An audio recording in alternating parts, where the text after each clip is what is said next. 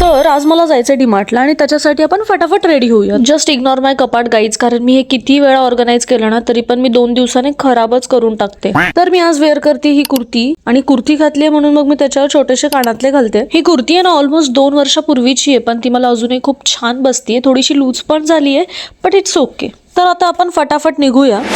आणि आपण आता आलोय डीमार्ट मध्ये, आणि मला माहितीये मी ना खरं तर 2 ते 3 गोष्टी घ्यायला आलीये, पण मी काही ना काहीतरी एक्स्ट्रा घेऊन जाणारच आहे.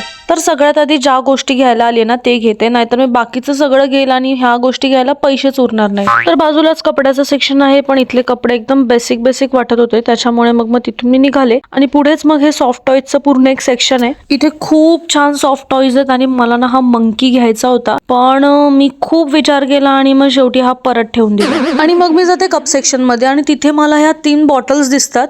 या खूप सुंदर दिसत होत्या आणि मला कलर मध्ये कन्फ्युजन होतं, पण मी शेवटी हा ग्रीन कलर सिलेक्ट केला. इथे ना खूप साऱ्या एस्थेटिक गोष्टी आहेत आणि एस्थेटिक कलर्स आहेत. मला असं झालेलं यार मी याच्यातल्या बऱ्याचशा गोष्टी घ्यायला पाहिजेत. अँड देन आय रिअलाइज की मी इथे या गोष्टी घ्यायला आलीच नाहीये.